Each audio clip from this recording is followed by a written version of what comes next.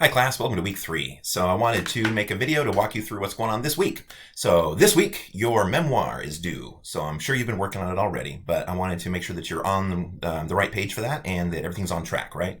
So I'm going to go ahead and minimize myself. Here is this week's module. I'm sure you've already seen this since we're at Wednesday already, but you have some reading to do about paraphrasing and plagiarism and what is that and AI. So let's talk about those. So first off, just plagiarism. Read that. It will help you understand what plagiarism is. But plagiarism is pretty broad. You can plagiarize yourself. Like, that's totally possible. Plagiarism is not simply copying and pasting an entire article. You can plagiarize in a lot of different ways. There's patchwork plagiarism, where you take pieces from different things and assemble them. There's self-plagiarism, where you use an article or an essay you wrote in a past class. There's a lot of ways to plagiarize. So make sure that you understand what plagiarism is so that you don't get in trouble for it. That said, if you're wanting to use something in this class that you've written somewhere else, just talk to me. I'll probably say yes, because that makes sense to me. I think that's a very reasonable use of your time and your skills. So let me know if you want to use something from a previous class. I'll probably say yes. The AI part, though, make sure you read that too. We're still figuring all that out, of course. Nobody knows what to do with AI yet. But don't use it to write your essay, please. It would be terrible for your memoir to be written by an AI for so many reasons. It'd be a waste of this class, and it'd be a waste of everything. It'd be a waste of my time. But that said, I don't expect your essay to be perfect in this class. So if you're going to use AI, I've gotten some questions about using AI to proofread your essays and to correct them. Yes, absolutely. Great idea. You can also use things like Grammarly. That's also a good free program to use to edit your essays. You also have e-tutoring at school, which you can use. You can send in your essays and have somebody give you feedback on them that way. So there's a lot of ways to get help with your work. The main thing I don't want you to do is to have AI or somebody else write the whole thing for you. And if you have AI help you, I don't want it to change the way you sound. That's the main thing I'm worried about, is having AI somehow fix your essay, but then have it not sound like you anymore.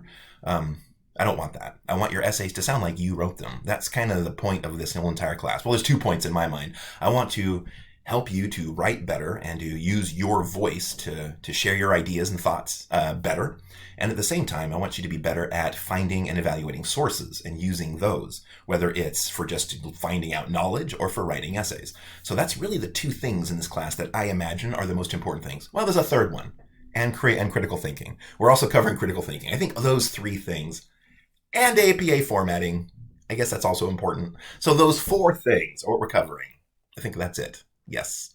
So anyway, all that to say, if you're thinking about using AI to help you, go for it. Just try not to have it strip your essay of you, right? If you turn in an essay that's 100% perfect and shiny and sparkly, but it sounds like a robot wrote it, that's not, I'll give you that feedback. I'll be like, oh, this is perfect, but I want to hear you. I want to hear your voice. Do you talk like this?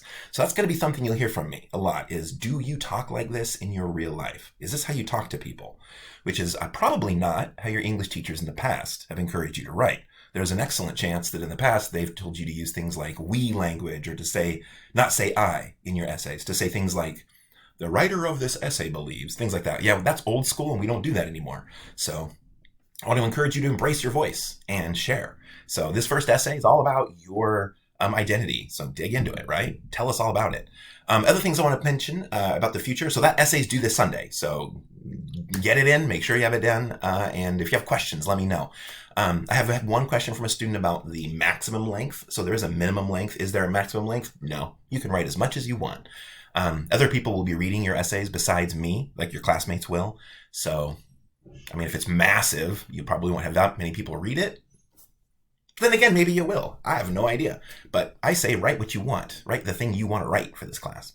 The other thing I want to mention is I've had some students ask me questions about the annotated bibliography that's coming up next. If you're looking ahead and you see that and you have any questions about it, please let me know, because I want to make sure that that's clear before the whole class gets to it. So if you have any questions about anything in this class, please talk to me. There's an excellent chance somebody else has the same exact question, right?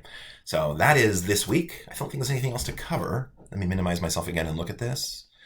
We have a discussion about AI. You have your paraphrasing practice, which you follow that, and then your essay due. And that's it. And then after that, we move into your final essay and annotated bibliography, which is pretty much the end of the rest of the class. Is week 4 on. We're working on those 2 big projects, your annotated bibliography and then the essay that comes out of that. So Yeah. If you have any questions, let me know. Otherwise, I'm excited to see you on the discussion board. Yeah. Have a good week.